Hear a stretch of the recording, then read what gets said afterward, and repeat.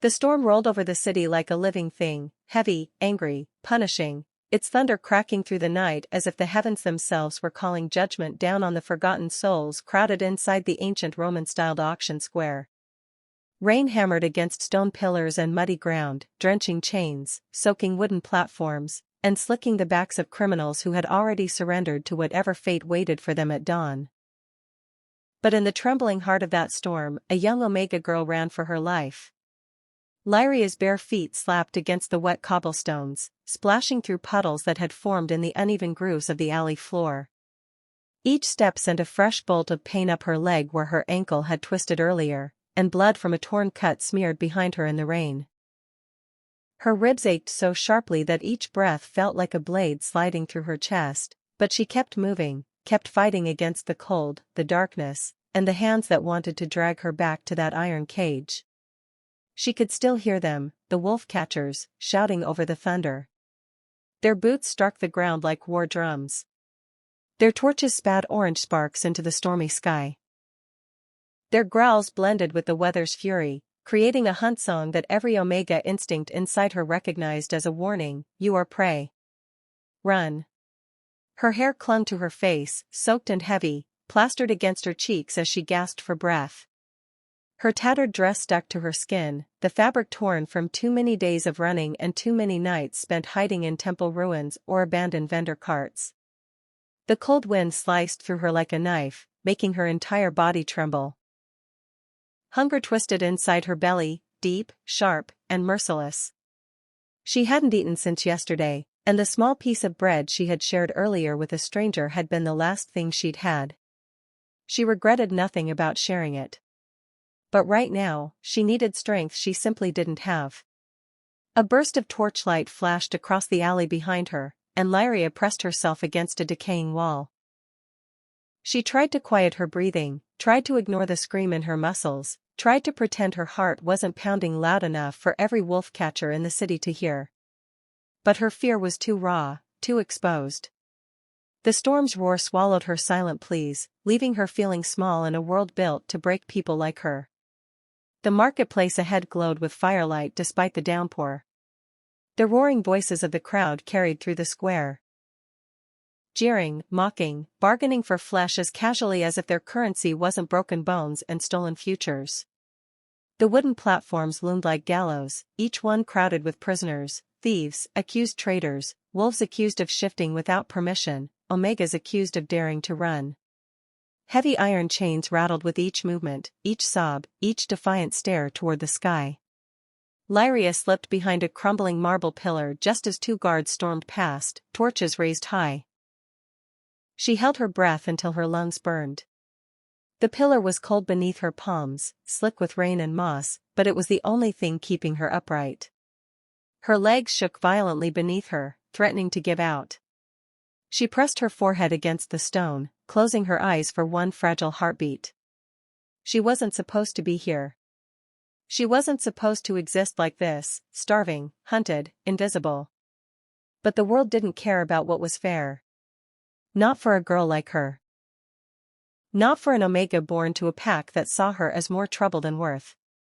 Not for someone who had been cast out and marked as a burden before she ever had a chance to become anything else.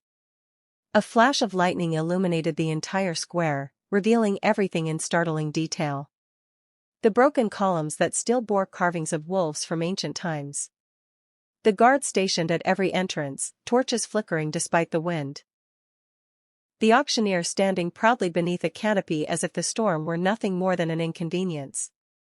And the cages, the iron bars dripping with rain, filled with trembling bodies and hollow eyes.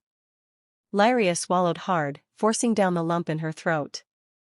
This wasn't a place for hope. This was where hope came to die.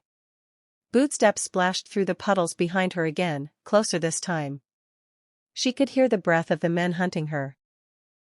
Rough, steady, filled with the confidence of wolves who believed they had already won. She pressed further into the shadows, the fog curling around her legs like cold fingers. She tried to quiet the trembling in her bones.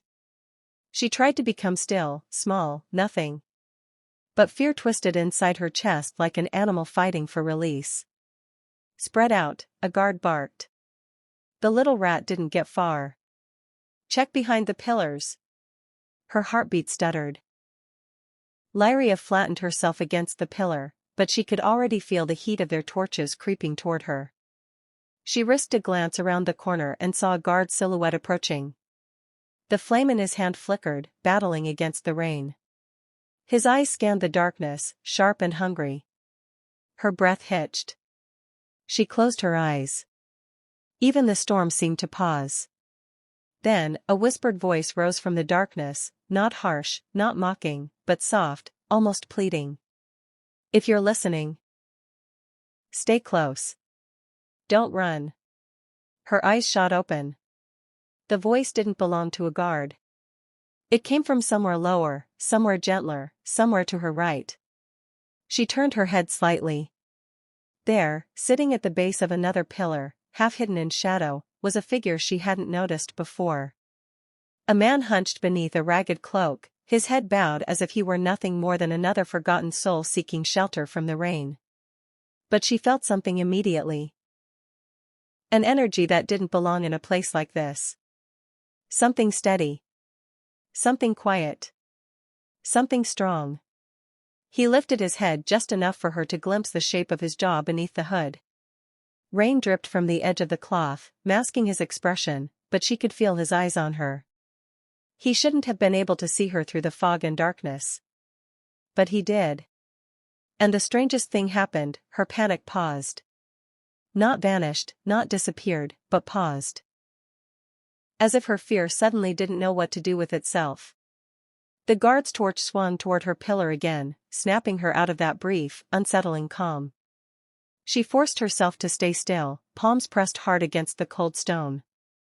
The storm's wind whipped through the square, tossing her wet hair across her eyes. Move on, another guard grumbled. She's probably already dead or shivering in a gutter by now. The footsteps slowly faded into the deeper part of the square. Lyria released a shaky breath, but she didn't step away from the pillar yet. She didn't trust anything, not the temporary safety, not the moment of silence, and definitely not the stranger sitting only a few feet away. But she couldn't ignore his presence either. He didn't move. Didn't speak again. Didn't try to draw attention to himself in any way. He simply watched her with a calm stillness she had never seen in someone so clearly beaten down by life. Rain dripped from the corners of his hood. His clothes were torn, ragged, soaked completely through. His shoes were barely more than scraps tied together. To any other eye, he was nothing more than a beggar, a nobody. But Lyria wasn't blind to energy. She had spent too long reading moods, intentions, danger. Omegas were trained by fear before they ever learned anything else. And something about him didn't match the picture. There was no desperation in his posture. No weakness in the way he held himself. No tremble in his hands. He was a man squeezing himself into a shape that didn't belong to him. Her breath caught as she realized it. He wasn't a beggar. He was pretending to be. But why? Another rumble of thunder rolled across the sky, and Lyria flinched. The cold made her limbs feel stiff, heavy. Her injured ankle throbbed violently. She knew she didn't have long before the guards returned to sweep the area again. And yet, her gaze stayed locked on the hooded man. A wave of dizziness washed over her. Her stomach twisted painfully. Hunger clawed at her insides. Every part of her wanted to run, but her body had reached its limit. The man's voice drifted to her again, low and strangely gentle beneath the roar of the storm. "There's more to this night than running," he murmured. "But if you want to survive, stay close." Her throat tightened. No one had spoken to her kindly in months. No one had told her to stay close, not out of command or dominance, but out of concern. Her fingers curled against the stone pillar. The storm raged on. The guards shouted in the distance. The auction square roared with cruelty and chaos. But here, in the shadows, she felt something she hadn't felt in a very long time. A flicker of safety. A fragile thread of hope. And for the first time that night, she let herself breathe. The storm held, and she whispered into the darkness, barely audible, just enough for him to hear. "Why are you helping me?" The man didn't answer. Not directly. Not yet. But she felt his gaze settle on her with a weight that made her chest tighten and her pulse jump.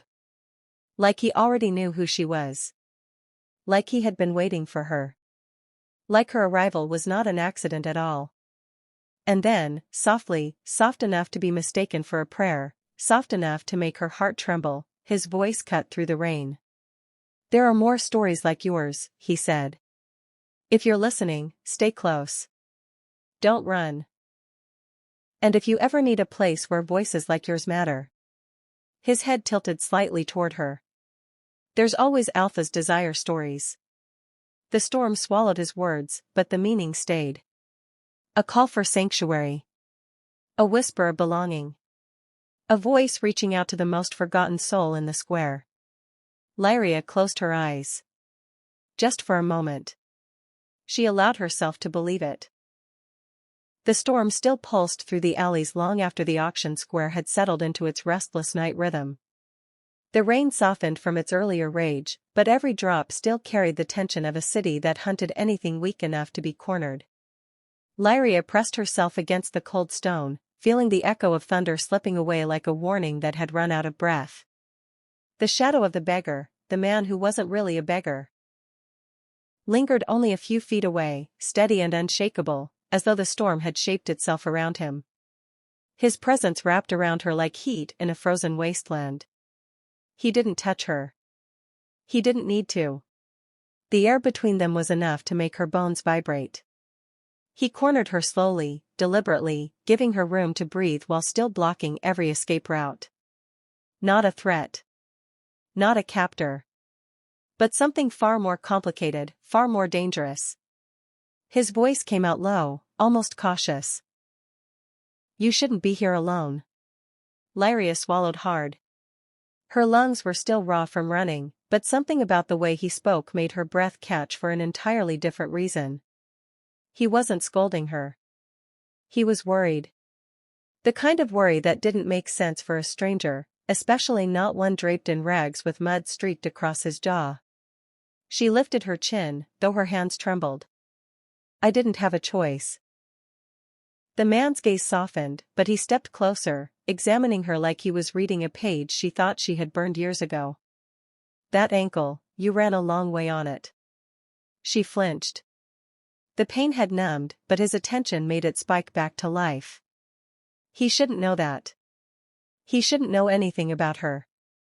Yet his eyes held the truth of someone who'd been tracking her long before tonight. Then he said it, quiet, certain, dangerous. "You're from the Ashfall pack." Her heart slammed into her ribs so violently she had to grip the pillar behind her to stay upright. No one here should have known that. No one should have known she belonged to a pack that had long erased her existence, a pack that buried her name under accusations she never got to defend. How do you? And that exile mark on your back," he added, though he didn't look at her with disgust or suspicion, only recognition. "They put it on you when you were barely old enough to shift. They thought it made you powerless." Her throat tightened. Shadows pressed in around her, swallowing the alley whole. "How do you know that?" she whispered. He didn't answer. Instead he stepped closer, close enough that the rain clinging to his skin brushed her senses, earth, steel, and something wilder beneath it. Then, lower, sharper, as though speaking in ancient truth. "You were never powerless." Her breath stuttered. She wanted to argue, but her body betrayed her. She felt it. Something foreign and familiar at the same time, a stirring deep in her core, as though his voice had reached into the hidden places she tried to lock away. His eyes reflected her fear, her exhaustion, her stubborn fire, all of it. And still he didn't look away. The fog thickened around them, curling like fingers meant to pull her deeper into the moment. And the moment threatened to swallow her whole. The sound reached them first. Boots slamming against the wet stone, echoing through the labyrinth of alleys. Lyria stiffened, her instinct surging. The guards. The wolf catchers. They had her scent. They always did. They're close, she breathed. He didn't flinch. Instead, he shed the oversized cloak from his shoulders with a single, effortless motion. It hit the ground with a heavy thud, exposing a body chiseled like he'd been carved from the very walls surrounding them. Broad shoulders. Muscles taut beneath skin dirted only by the disguise he'd worn. Everything she thought she knew about him fractured in an instant. Beggars didn't move like that. Beggars didn't stand like warriors who could command armies just by breathing. He stepped in front of her as figures emerged from the fog. 3 wolf catchers. Big. Seasoned. Brutal. The first one snarled, raising a blade that glinted with wet torchlight. "Oi. You too." He never finished. The man moved faster than the lightning that had cracked over the market earlier. 1 second he stood still, the next he struck with precision so clean it felt unreal. A twist. A blow. A body collapsing into the mud. Lyria gasped. She had seen wolves fight before, feral brawls, pack skirmishes, desperate battles for scraps, but this was something else. This was execution wrapped in grace. The second guard lunged with a chain meant to bind wolves before they shifted. The man ducked it, pivoted, and slammed his elbow into the guard's jaw with enough force to shake the pillar behind them. The third guard hesitated. Bad mistake. He rushed forward, but the man caught him mid-charge, lifting him off the ground with one arm before slamming him against the wall so hard the stone cracked. The storm outside felt quiet compared to the violence inside this alley.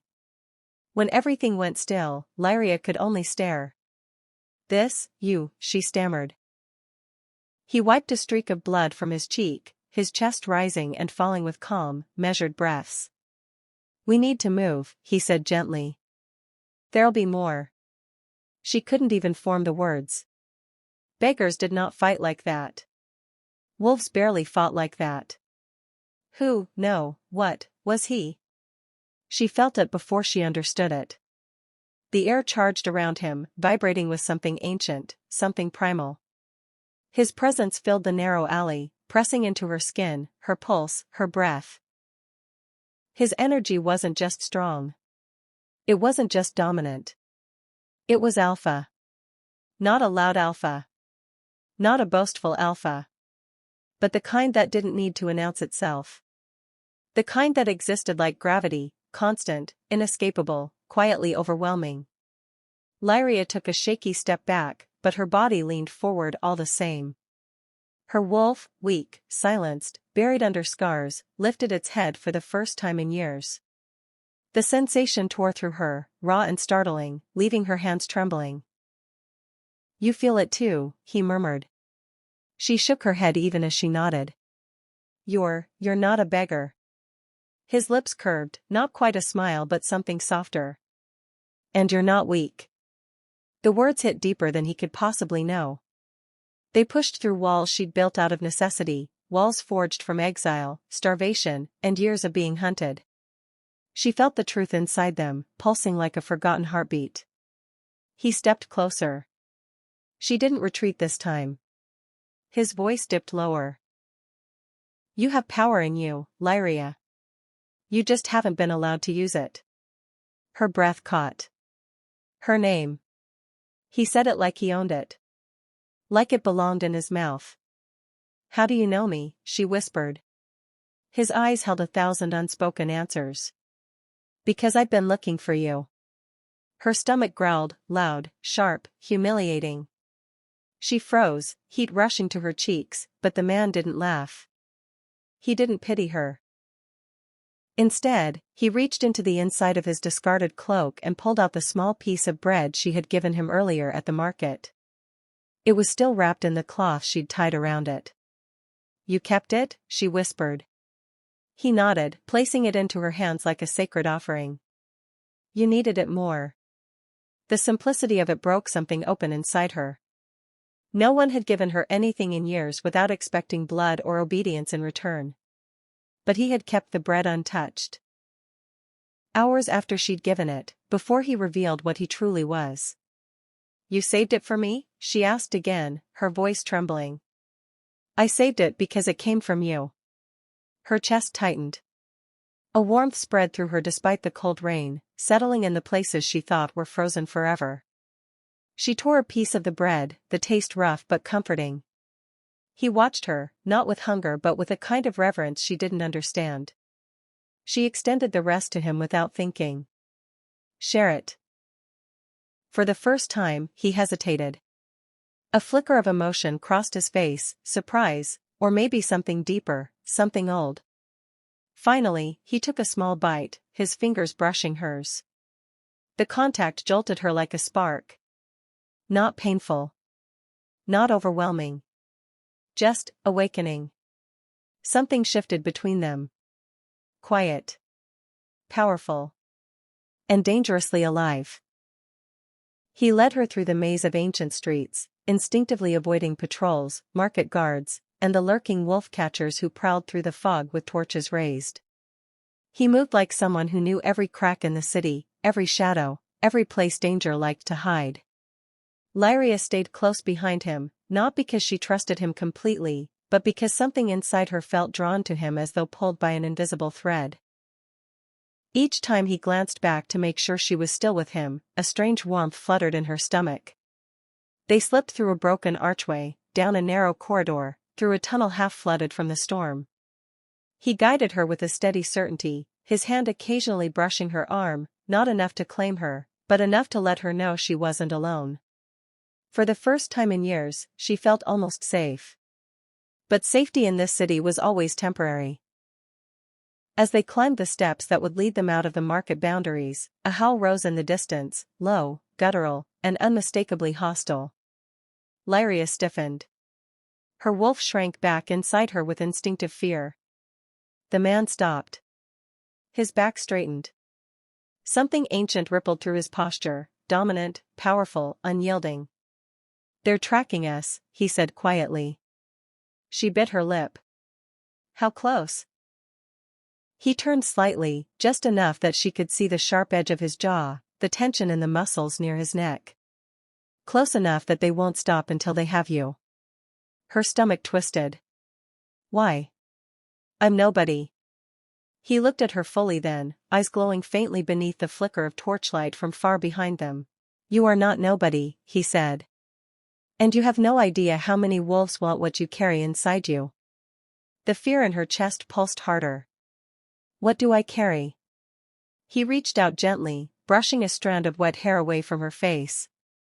His hand lingered a heartbeat too long.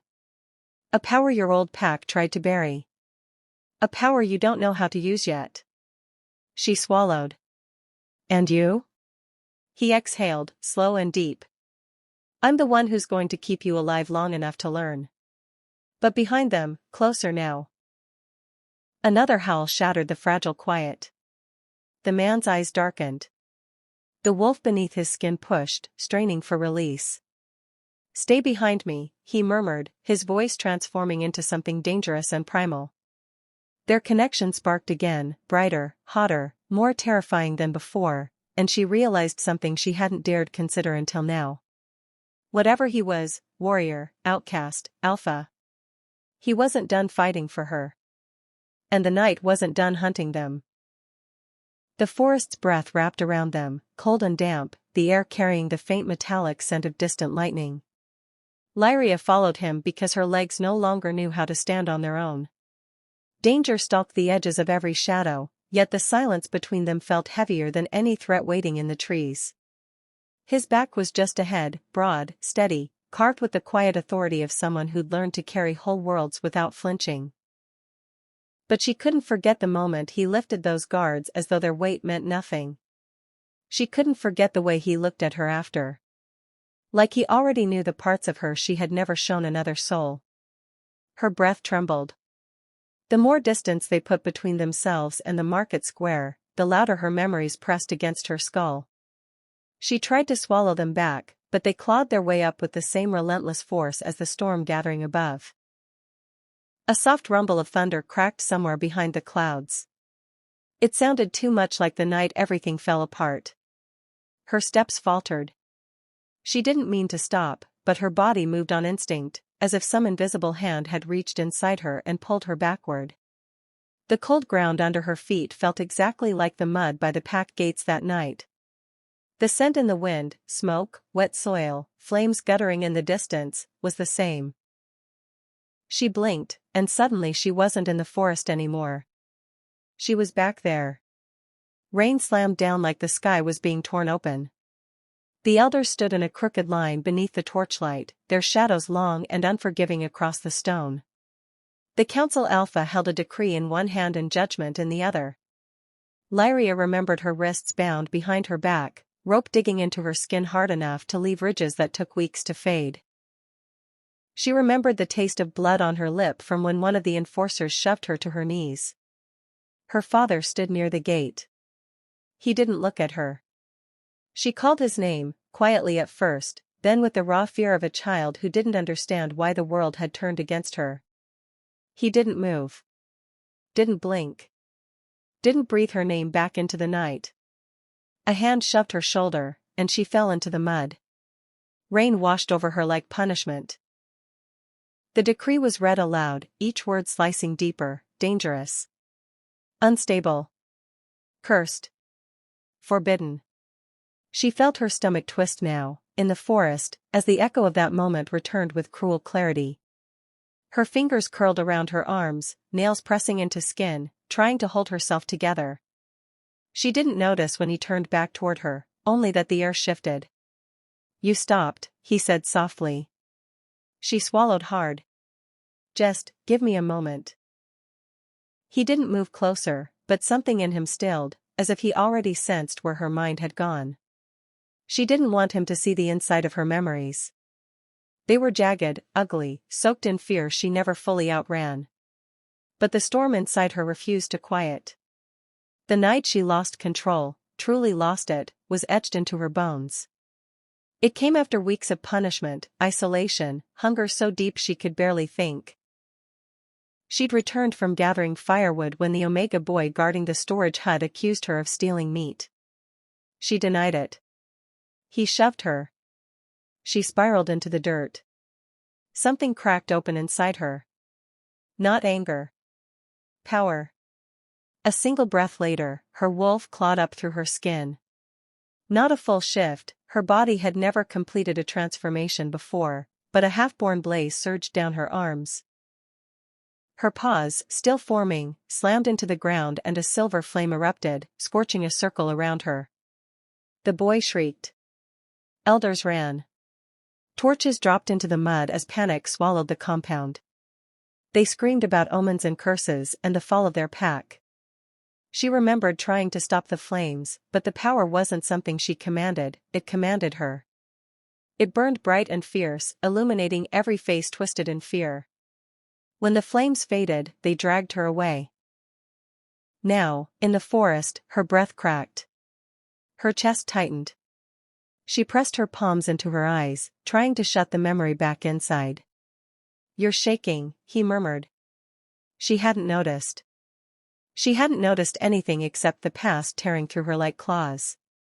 He stepped closer, moving with the cautious patience of someone who had learned how to approach wounded creatures without frightening them away. She didn't look at him. She didn't trust her voice. Her ribs felt too tight, like each inhale scraped against old scars. He didn't demand she speak. He simply waited. And somehow, that hurt more. "When they cast me out," she finally whispered, "it wasn't for anything I did. It was for something I couldn't control." His jaw tightened. Not with judgment. With recognition. Rain began to patter through the canopy, soft at first, then steady, threading through the leaves and dripping onto her hair and cheeks. She didn't bother wiping the rain away. It felt too similar to that night, cold, heavy, merciless. She sank to the ground, the earth soft beneath her, smelling of wet moss and fallen leaves. The wind curled around her ankles, lifting strands of her hair. She dug her fingers into the dirt, grounding herself, because the past threatened to pull her under again. He knelt slowly in front of her. Still silent. Still steady. still watching her like he could see the fractures beneath her skin and was trying to understand how long she'd been breaking. The rain made his dark hair cling to his forehead, streaking down his sharp cheekbones. His cloak was soaked through, but he didn't seem to notice. His attention rested entirely on her, not with pity, but with something deeper, something that made her chest tighten in a different way. She tried to speak again, but her throat burned. They called me cursed. He breathed out once, slow and deliberate, as if steadying himself against the weight of her words. They said I'd bring ruin if I stayed. They said, the silver flames were a sign that the gods rejected me. His eyes softened, though his posture stayed firm, rooted. Do you believe that? She hesitated. Because she didn't know. Because hunger and fear and shame had a way of warping truth until even the strongest heart began to doubt its own worth. They believed it, she murmured. That was enough to destroy anyone. He lowered his gaze for the first time, not to look away, but to take in the trembling of her hands. Dirt under her nails. Scratches on her wrists. The pale scars that disappeared beneath the torn fabric of her sleeves. You were a child, he said quietly. And they abandoned you. She flinched at the word abandoned. It wasn't wrong. It wasn't even cruel. It was simply the truth she never wanted to say aloud. He lifted his hand slowly, giving her time to pull back. She didn't. His fingers brushed lightly against her wrist, not gripping, not holding her in place, just touching. Just anchoring. The warmth of his skin startled her. It slipped beneath the cold, beneath the rain, beneath the armor she'd built from years of survival. Her breath hitched. He didn't try to comfort her with empty promises. He didn't tell her she was safe now or that her past didn't matter. He just stayed there, kneeling in the mud with her, sharing the weight instead of pretending it didn't exist. Her voice cracked. I begged for food for weeks after they threw me out. I slept near the temple ruins so the guards wouldn't find me. Sometimes I went 2 days without eating. Sometimes more. He closed his eyes, as if her words struck somewhere deep inside him, a place carved by his own wounds. When he looked at her again, his gaze was darker, heavier. Not with anger at her, but with fury for her. Someone had wronged her. Many had. He knew that pain. She could see it now. In the shadows behind his eyes. In the tension in his shoulders. In the way he held himself like a man who'd lost as much as he'd gained. She wondered what ghosts lived inside him. What memories wrapped around his bones and whispered through the cracks in his armor. He didn't speak of them. Not fully. Not yet. But when he finally tore his eyes from her and stared into the forest, something in his voice shifted. I know what it is to carry a burden you never asked for, he said quietly. I know what it feels like to be feared for something you can't change. She lifted her head. Rain pooled in her lashes. What happened to you? He didn't answer at first. The wind pushed through the trees, branches swaying like ancient hands pointing toward distant memories he still wasn't ready to face. His jaw clenched, a pulse ticking beneath the skin. When I was young, he murmured, someone close to me tried to take everything I had. My name. My bloodline. My future. The pain threading through his voice was muted, controlled, but real. Why, she whispered. Because power makes men believe they're owed things. He looked at her again. And because the people who should protect us are sometimes the first to betray us. Their eyes met, and something wordless passed between them. An understanding shaped by scars, not sympathy. The rain slowed. The forest quieted. The world narrowed to 2 people breathing through the weight of everything they had endured. She felt the pain in her chest ease, just a little, replaced by something warm and unfamiliar. Trust. Not complete, trust like that didn't grow in a night, but the first fragile seed of it. He stood and offered his hand. She hesitated only a heartbeat before placing her palm in his. His grip was warm, strong, grounding. When he pulled her to her feet, their bodies drew close enough that she felt the heat rolling from him, the steady rise and fall of his breath. For a moment, the forest and the storm and the memories all fell away. There was only him.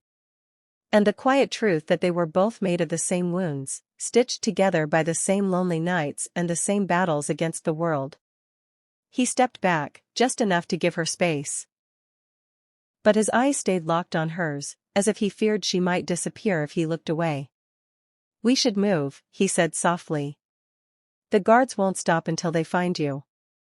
A new fear rippled through her. "Why are you helping me?" He didn't answer immediately. Instead, he looked at her the way someone looks at a truth they've known longer than they should. "Because," he murmured, "no one should face the world alone." But his eyes said something deeper. "Because I see you. Because you are stronger than you know. Because your story matters. Because I cannot walk away." She didn't speak. She didn't trust herself to. But when he turned and began leading her deeper into the forest, she followed without hesitation. For the first time in years, she didn't feel like she was walking toward survival. She felt like she was walking toward something that might finally change her fate. The wind shifted first. A low, ancient breath sweeping through the broken arches of the Moonfall ruins, stirring layers of dust that hadn't moved for centuries. Ash-gray stones jutted upward like the ribs of a titan left to decay. Columns carved with Roman precision intertwined with the brutal, primal curves of wolves mid-hunt. Every surface held the scars of ritual and battle. Claw marks gouged deep into marble, spears embedded so long ago they had become part of the architecture, and broken shields half swallowed by vines. Lyria slowed, her boots crunching against gravel that flashed silver in the moonlight. She felt the shift before she understood it. Something tugged at her blood, warm and insistent, pulling her forward like an invisible hand hooked behind her ribs. He stayed close behind her, silent, steady, watching the way the light clung to her. Ever since they crossed the shattered threshold, the ruins responded to her presence. He sensed it in the way the air thickened around her, in the faint pulse rising through the ground as though the earth recognized her steps. She didn't look back at him. Couldn't. The ruins were speaking, soft at first, then louder, a vibration beneath her skin like the hum of an ancient chant.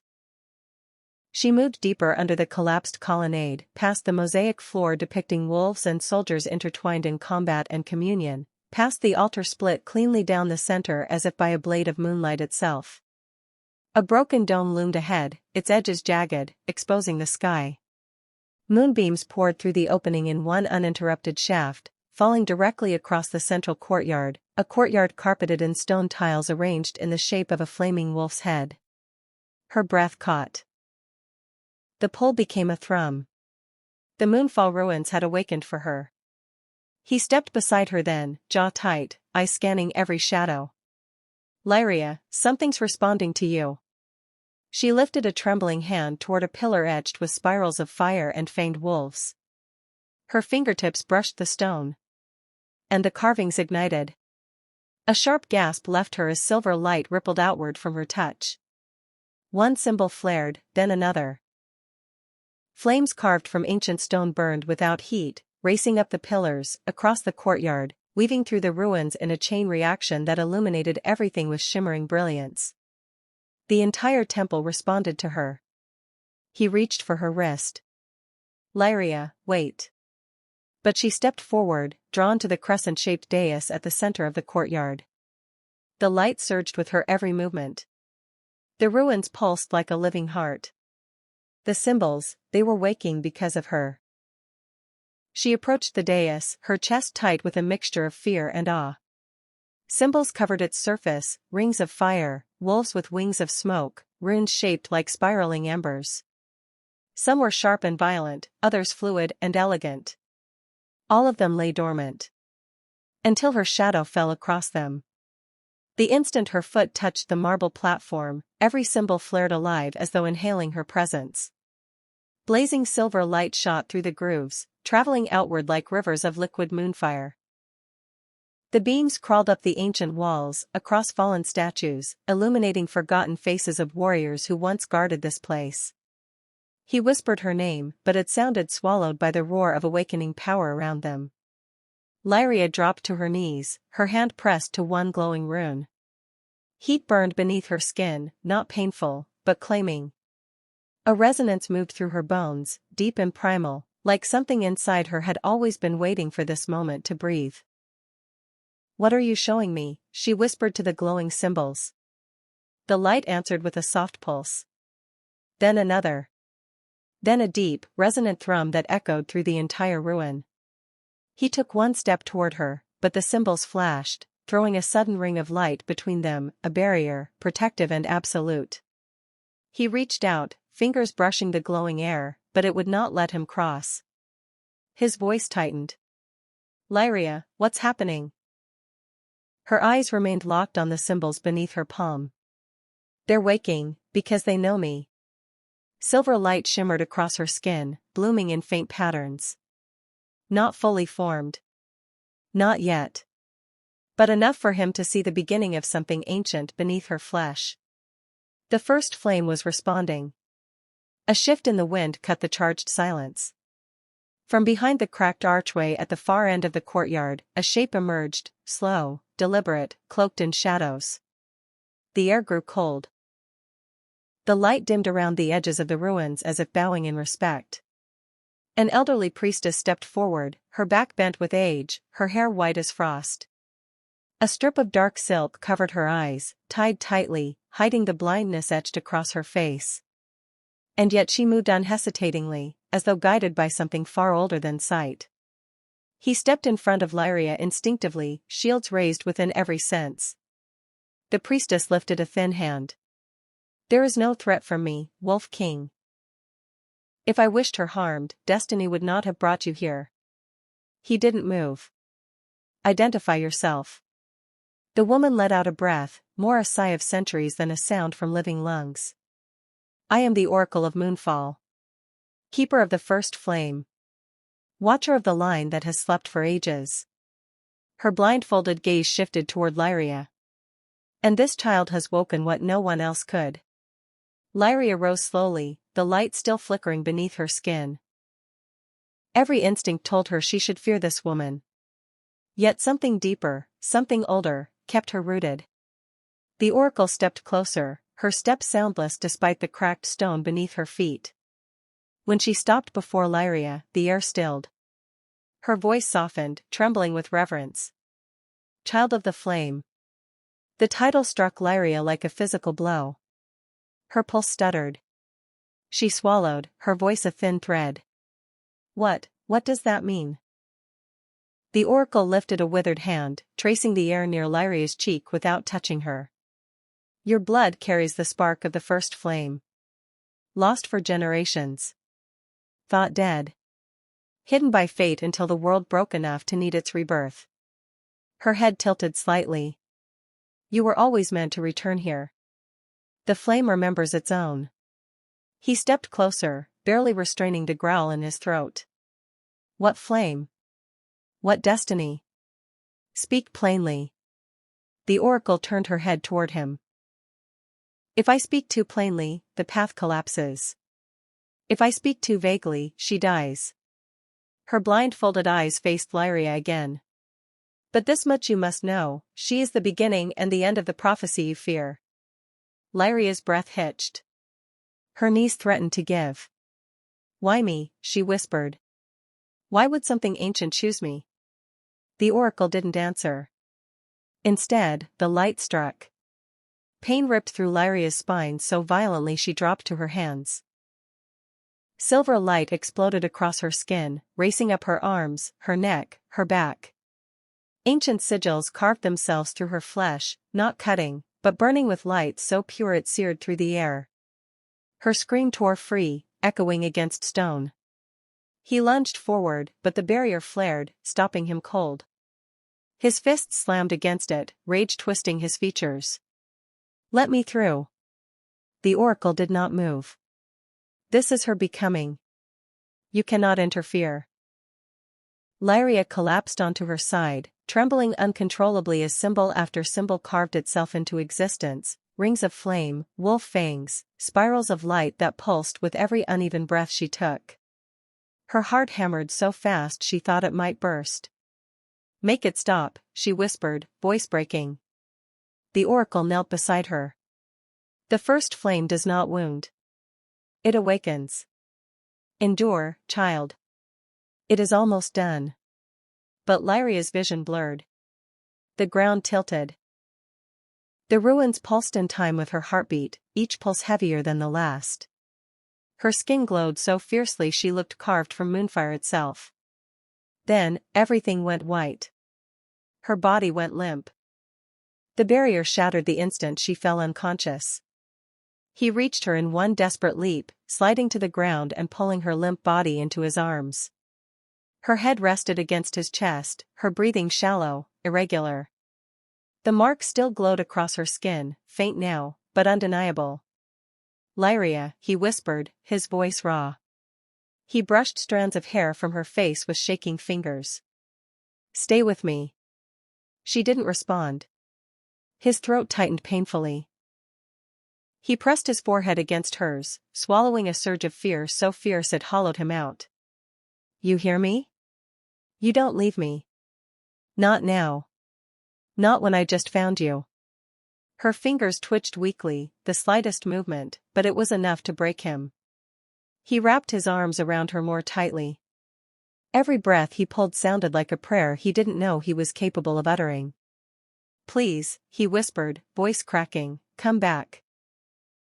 The oracle stood silently behind him, the ruins flickering softly with the remnants of awakening flame. "She will rise," the oracle said gently. "But when she does, the world will change. And so will you." He didn't answer. He held Lyria as though she were the axis of his entire existence. Because she was. And the first flame had claimed her. Forever. The rain had finally stopped, leaving the ruins slick and glistening under the pale light of the moon. Lyria pressed herself against the cold stone of an ancient wall, heart hammering so violently she feared it might betray her position. Her ribs ached where she had been kicked, the rawness of her ankle sending sharp bolts of pain up her leg with every slight movement. She couldn't breathe freely yet, the fear still clinging to her like a shadow, but the sound of pursuit was fading. Or so she thought. A soft rustle in the shadows made her freeze. Her wolf senses, untrained and wild, screamed a warning she barely understood. And then she saw him. A figure emerging from the mist, movement silent, purposeful, but commanding. He was filthy, draped in rags, yet the way he moved betrayed a strength that didn't belong to the destitute. Every step he took was measured, controlled.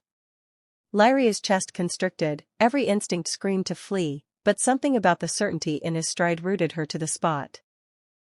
He stopped a mere breath away from her, and she could feel the heat radiating from him, the pulse beneath his skin like a warning and a promise all at once. His eyes were sharp, piercing through the fog and darkness as if he could see the layers of her soul she'd spent years burying. She tried to shrink back, but he didn't advance. Instead, he spoke in a voice low and cautious, yet filled with an undercurrent of authority that made her shiver. "You're not safe here," he said, almost gently. "Not for another heartbeat." Her throat constricted, words failing her, but the truth of his observation was undeniable. The guards had not given up yet, their shouts echoed faintly against the stone ruins, torches cutting bright slices through the lingering fog. And yet, even in her terror, she noticed the small details.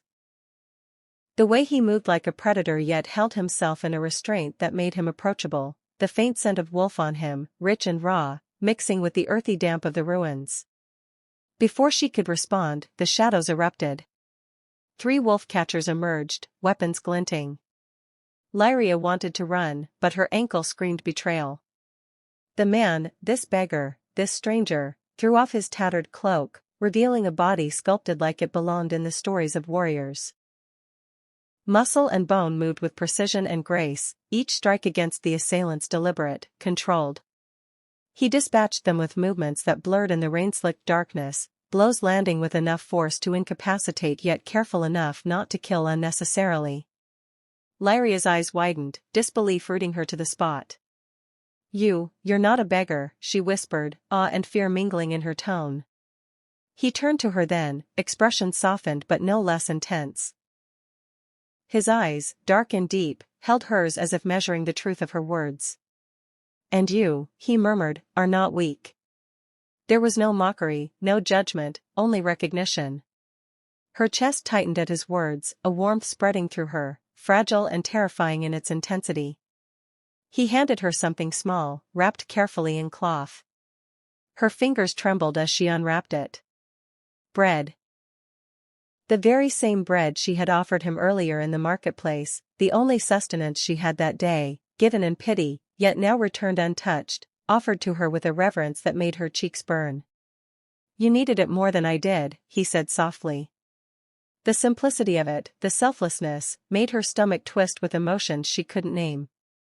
Relief, guilt, and a curious sense of connection that prickled along her nerves. She had given away everything she had and found that, somehow, it had created a bridge between her and this stranger. He led her through secret alleys, narrow pathways unknown to the casual observer. The city's cacophony softened, replaced with the quiet hum of damp stone and the occasional drip of water from broken roofs above. Each step they took together was a fragile thread of safety, a momentary reprieve from the chaos. And yet, the sense of danger never fully dissipated. Every shadow seemed to move with intent, every distant echo of footsteps a reminder that they were not truly free. Finally, they reached a place where the moonlight touched the ruins of an ancient temple, worn by time but still exuding a power Lyria felt deep in her bones. The air itself seemed charged, electric with an anticipation she didn't understand yet. She hesitated at the threshold, unsure if she could trust her senses or the man who had saved her. But he was there, steady, unwavering. As they paused, Lyria's mind began to drift back to the day she had been cast out. The council, her own blood standing among them with faces twisted in disappointment and fear. The rain had soaked her, mingling with the tears she had refused to shed openly. Torches had thrown long, cruel shadows, and every accusation had struck her like a lash, leaving invisible welts that burned years later.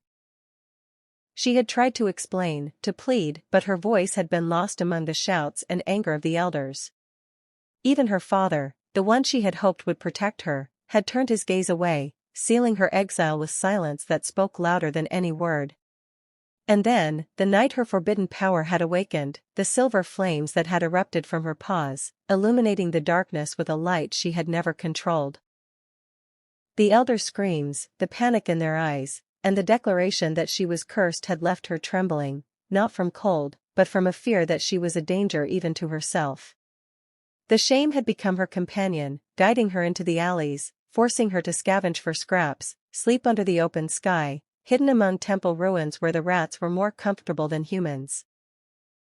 Hunger had gnawed at her, not just for food but for acceptance, for a touch of kindness, for recognition of her worth. And yet, here he was, this stranger who knew pieces of her she had hidden even from herself.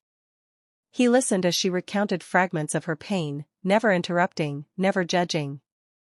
His gaze softened at her confession, haunted, knowing. He understood in a way that made the walls she had built around her heart tremble. He let her rest, tending to her wounds with a care that made her blush despite the grime and blood. His hands were strong, calloused, and sure, and she felt the warmth seep into her, binding trust where fear had lived for too long. And then, in the quiet glow of the moonlight, he allowed a sliver of his own history to surface, a hint of pain, a ghost of past battles, the weight of a crown invisible to anyone but him. They shared a moment suspended in time, a fragile intimacy born from survival and unspoken understanding. The ruins themselves seemed to awaken under her presence. Stone carvings long dormant responded to her touch, glowing with silver light that pulsed in time with her heartbeat. Ancient symbols, etched by hands that knew the language of fire and transformation, shimmered and whispered secrets only she could feel. The air grew heavier, almost tangible with expectation, as if the world itself held its breath.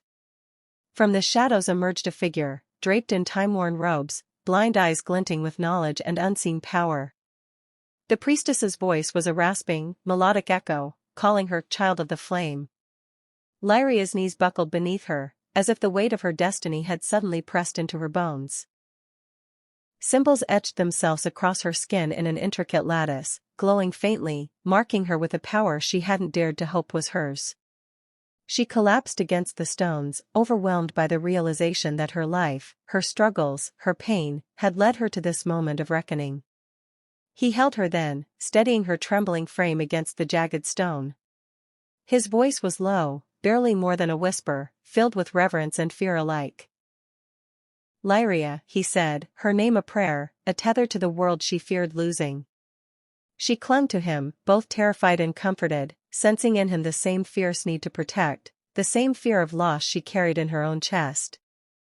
And then the sound of conflict shattered the fragile peace.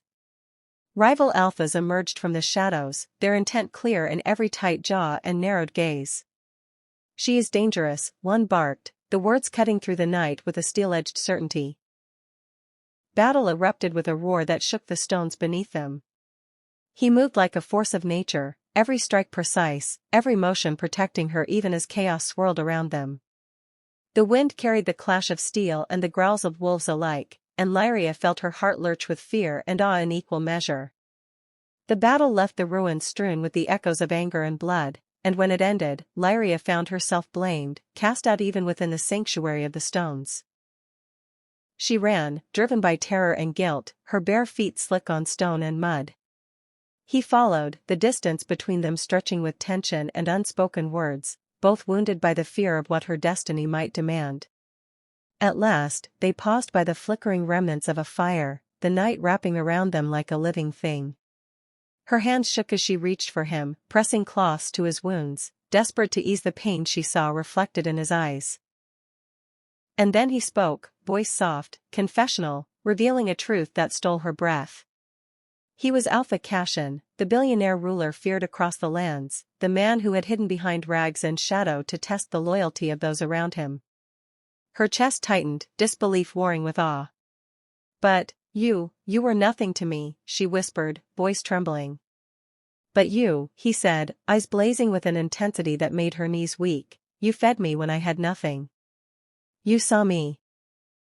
Her tears fell freely, mixing with the ash and soot of the fire, and in that suspended moment, the world seemed to shrink to the warmth of his presence, the rhythm of his heartbeat against hers. Their lips hovered close, nearly touching, the tension electric, charged with every unspoken word, every shared scar, every secret confession of fear and longing. And for the first time in her life, Lyria allowed herself to hope that maybe, just maybe, she wasn't alone in a world that had always told her she was broken. The ruins around them whispered with the memory of battles past and the promise of power yet to come. The night was theirs, fleeting and fragile, a sanctuary carved from chaos and survival. Every glance, every brush of hands, every shiver in the moonlight bound them closer, forging a connection that would not be broken, even as the shadows of destiny and danger loomed ever nearer. The weight of what was to come pressed upon them both, but in that moment, trust began to take root. And as Lyria stared into eyes that mirrored her own longing and pain, she realized that the fire within her, the silver flame, the mark of prophecy, the very essence of who she was no longer hers alone to bear.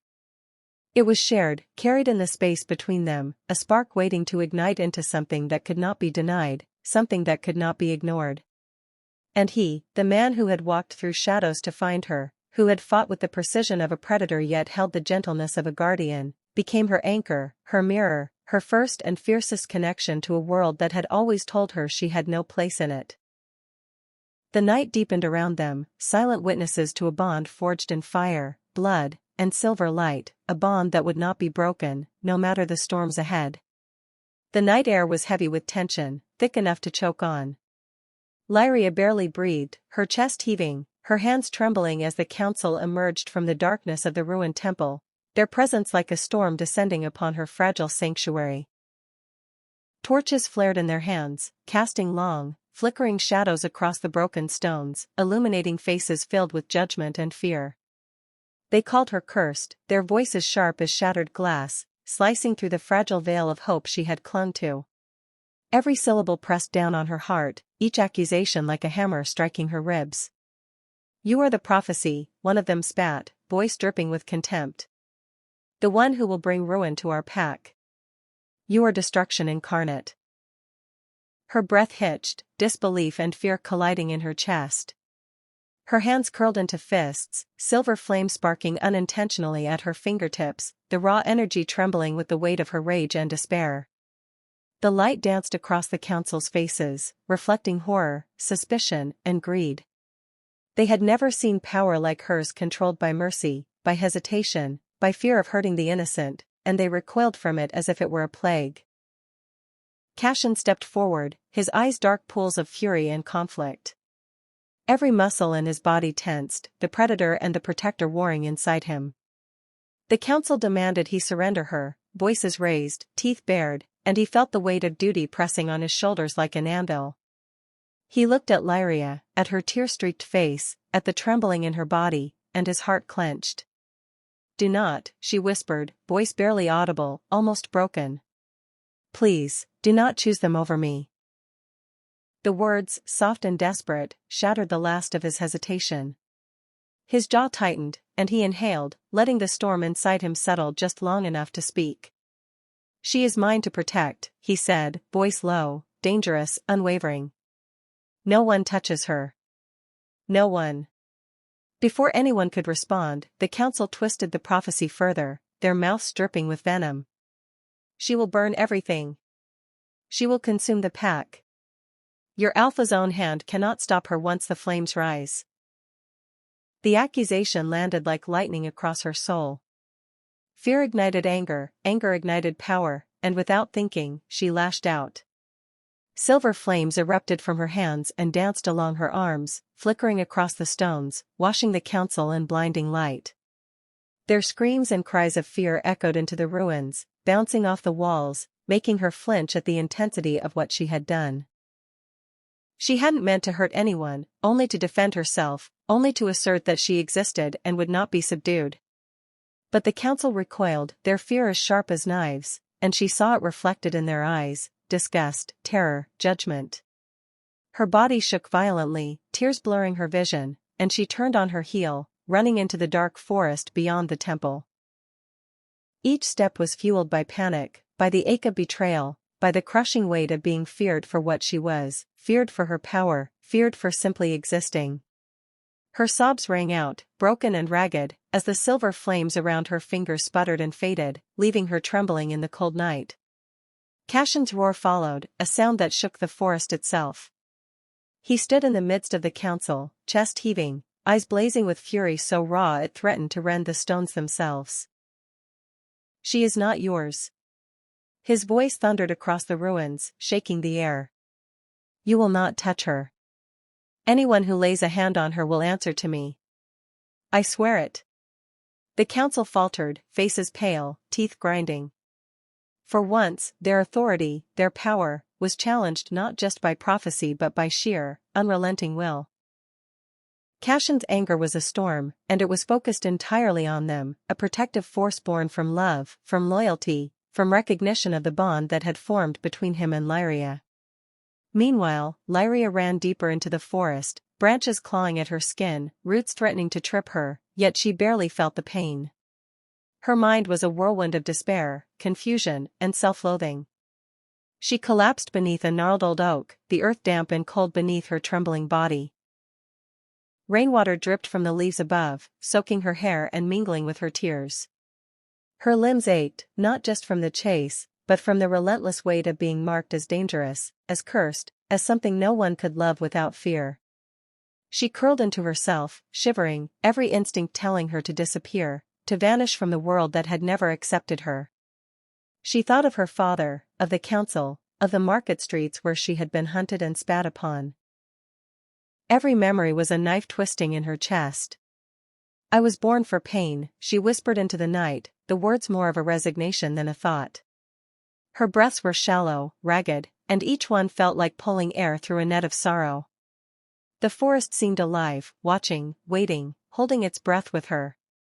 The distant rustle of leaves, the creak of ancient branches, even the faint whisper of wind against the trees felt like judgment. She had no one here. The silver flame, her gift, her curse, pulsed faintly in her veins, a reminder of the power she barely understood, a power that everyone else feared. She had thought she had found a place, a sanctuary, with the one person who had seen her without flinching, without judgment. But now, even that connection seemed out of reach, torn away by the venomous words of those who claimed to know her fate better than she did. Her hands ached, her chest felt hollow, and every tear she shed carried the weight of years of rejection. She buried her face in her arms, shivering violently, until her body felt too heavy to move. The night pressed against her like a living thing, the darkness swallowing her whole, and for the first time, she truly believed she was alone in the world, a creature feared and despised for being herself. Yet somewhere, just beyond the edges of her awareness, she sensed movement. A shadow passed through the trees, silent and purposeful. A familiar presence, the pull of dominance, the subtle warmth of protection that had been with her since he had cornered her in the alley of the marketplace. She didn't look up. She didn't want to hope, didn't dare to believe. But her body, trained by years of fear and instinct, responded before her mind could protest. Cashin appeared then, as if summoned by some force of destiny, his silhouette emerging from the darkness, the muscles beneath his cloak taut with controlled rage. His eyes found hers immediately, and in them, she saw the same storm she had felt in the ruins, the same anger, the same protective fire. He knelt beside her, careful, gentle, yet every movement radiated the authority of an alpha, a force of nature wrapped in human form.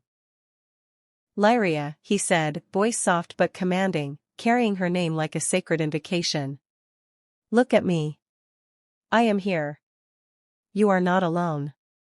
I will not let them touch you. I swear it on everything I am." Her chest rose and fell in shallow, ragged gasps, heart hammering against the cage of her ribs. She wanted to believe him, to reach out and take the comfort offered, but fear kept her rooted. She had been betrayed too many times, by too many hands. But there was something in his eyes, something in the absolute certainty of his vow, that called to her buried hope, a tiny spark she had almost forgotten existed. She let herself rest against him, leaning into the solid presence that was both anchor and shield. His hands were steady on her shoulders, grounding, reminding her of her worth even as the world had tried to tell her she had none. And for the first time that night, the terror, the self-loathing, and the ache of abandonment softened just enough for a single thought to bloom in her mind. Maybe she was not destined to be alone, maybe she was not born only to bring pain. Cashin's gaze never wavered, holding hers with an intensity that made her shiver. The moonlight caught the faint glimmer of silver that still pulsed in her veins, the remnants of the uncontrolled power she had unleashed. He didn't flinch, didn't recoil. Instead, he leaned closer, and his voice, barely more than a whisper, carried the weight of both warning and promise. "You are not your prophecy," he said. "You are more than what they fear. And I will fight to prove it to them. To prove it to you." The words struck her, not with anger or judgment, but with clarity. Someone believed in her, truly, without hesitation, without conditions. And though tears continued to streak her face, she allowed herself, just for a heartbeat, to lean into the warmth, into the protection, into the unwavering presence of the man who had walked through shadows to find her. And as the night stretched on, Lyria felt something fragile yet unbreakable begin to grow. A trust, a tether, a bond forged in fire and fear, pain and silver light. She did not yet understand the full weight of the destiny that pressed upon her, nor the dangers still to come, but for now, in the darkness of the forest, with the scent of rain and earth surrounding them, she allowed herself to believe that she was not alone. The forest held its breath with her, the shadows shifting silently around them, and somewhere deep within, the pulse of the silver flame hummed in time with her heartbeat. Cashin's hands remained firm on her shoulders, anchoring her, holding her to the fragile thread of hope that was all she had left. And in that quiet, tense, terrifying moment, Lyria realized something she had never dared to admit before. Perhaps she had finally found a place where she belonged, a place where her fire could burn without fear, a place where someone saw her, truly saw her, and refused to let the world harm her. The air trembled with a weight that seemed to crush the very night itself. From the shattered remains of the temple, a darkness rose, ancient and primal, thick with malice that had slept for centuries. Its presence pressed down on the forest, bending trees, twisting shadows, and carrying a scent of decay that made Lyria's stomach churn. She stumbled back instinctively, heart hammering, eyes wide, recognizing the enormity of what had been awakened. The Prime Alpha had returned, a monstrous echo of power and rage from the dawn of time, its roar shattering the silence and sending flocks of birds screaming into the sky. Cashin moved instantly, his instincts sharp, every motion precise. He stood between Lyria and the looming threat, teeth gritted, muscles coiled. The creature advanced, each step shaking the earth beneath them, claws raking through stone and soil.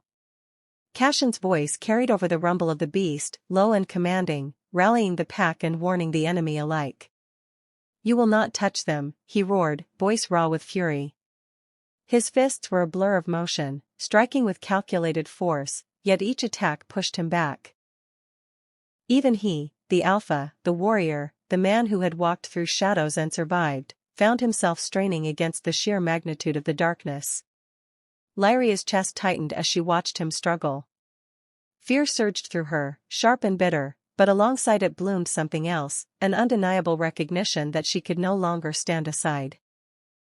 The silver flame that had always trembled at the edges of her control pulsed now, calling to her, whispering promises of power she had feared yet secretly longed to wield. Her trembling hands clenched into fists, and she felt the earth respond, a vibration of latent energy rising from her bones into the soil beneath her. She stepped forward, hesitant yet unyielding. The glow of her eyes erupted first, a silver light so pure and fierce that it illuminated the forest as if a second moon had risen. Her power rippled outward, shaking stones, splintering branches, and forcing the shadows to retreat. The Prime Alpha hissed, a sound of pure hatred, its eyes narrowing as if it had underestimated her, as if the prophecy it had heard whispered through centuries had never truly accounted for her strength. Cashin's breath hitched, relief mingled with awe as he saw her, really saw her, claiming the power that had been feared all these years. "Lyria," he called, voice rough with emotion. "Now." They moved together, a single force of light and determination against the ancient darkness. Her silver flames coiled around his strikes, protecting him, amplifying his strength. Each motion was a conversation without words, a dance of trust forged in fire and blood. He fought beside her, but it was she who drove the enemy back, every surge of her power pushing it further until the shadows began to fracture and scream. And then she stopped, just for a moment, heart pounding, chest heaving, and spoke words that carried the weight of every injustice she had suffered. "I am not your sacrifice." Her voice rang across the ruins, clear, unwavering, and the silver flame erupted in a blinding wave, searing the darkness, unbinding the ancient chains that had sought to control her. Light collided with shadow, fire with rage, and for a moment, the world itself held its breath.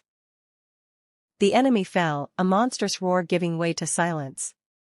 The ruins trembled, ancient stones splitting, light bursting through cracks, cascading across the forest like molten silver.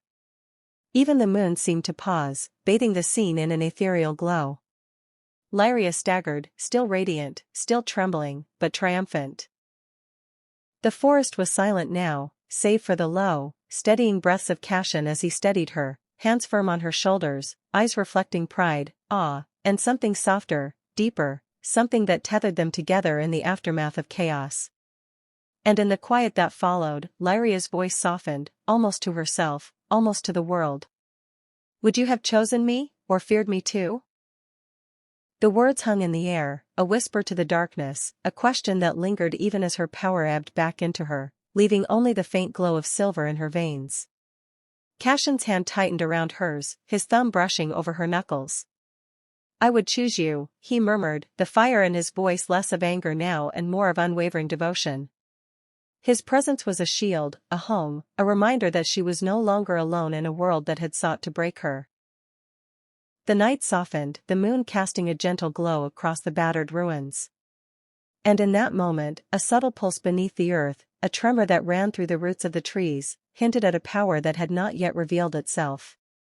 Lyria and Cashin walked slowly from the temple, side by side, weary but unbroken, the bond between them stronger than any blade or prophecy could sever. A voice whispered through the shadows, faint yet unmistakable, carrying a chill that made her spine prickle. She is not the only one. The words echoed like a promise and a threat intertwined, leaving an uneasy tremor in the hearts of those who had survived the night. If this story set a fire in you, if Lyria's journey, her pain, her rise, and her power have stirred something within, claim your place in the stories that burn. Subscribe to Alpha's Desire Stories. Here, every tale scorches the soul, every tale carries a heartbeat, and every tale reminds you that even in darkness, light, and desire cannot be tamed. The ruins lay silent, yet the earth beneath them quivered faintly. The wind carried a promise of more, whispers of enemies unseen, of powers yet awakened. Lyria's silver flame, once feared, now a beacon, would shine again. And when it did, the world would remember her name. The ground trembled beneath their feet, and for a heartbeat, they paused, senses alert.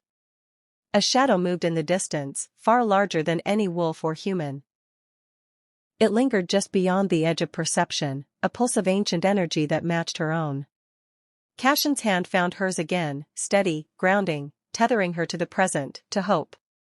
She looked into his eyes, and in that gaze she saw the unspoken understanding. They would face this new threat together, unyielding, unstoppable. And somewhere, in the far reaches of the forest, in the echoes of a long-forgotten prophecy, another power stirred, waiting for the moment to reveal itself. The night was far from over. The story of Lyria, of the child of the flame, of the silver-eyed Omega who had refused to be a victim, had only just begun. The fire within her, fierce and untamed, burned brighter than the fears of the past, brighter than the shadows of the present.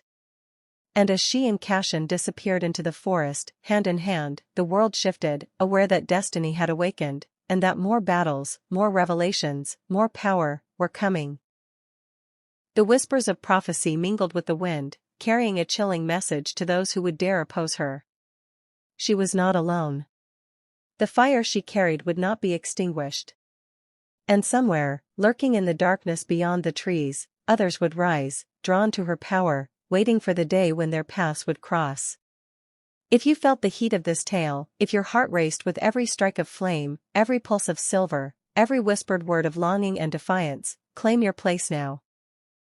Subscribe to Alpha's Desire Stories, because here, we don't just tell stories. We ignite them. We live them. We burn with them. And every tale is a promise that desire, danger, and destiny are never far from the flame. The forest exhaled around them, shadows stretching and bending in the moonlight, the silence almost sacred. Yet beneath that quiet, the earth whispered again. Lyria felt it in the soles of her feet, in the pull of her heart, in the tremor of her pulse. The journey was far from over. This was a pause, a breath between storms. The prophecy was alive. The power was alive. And she was finally awake. Somewhere, in the unseen corners of the world, a new challenge awaited. A force as ancient and formidable as the one they had just faced. A force that would test her limits, her trust, her bond with Cashin, and the silver flame that had become both her weapon and her voice. And when that time came, she would meet it head-on, unbroken, unapologetic, unstoppable. The night held its breath with her. The moon, a witness to both triumph and trial, hung low, casting silver light over the trembling ruins. Cashin squeezed her hand, a silent vow echoing louder than any word. Together, they would face what came next. And somewhere, in the far shadows beyond sight, the whisper repeated, softer this time, almost intimate. She is not the only one.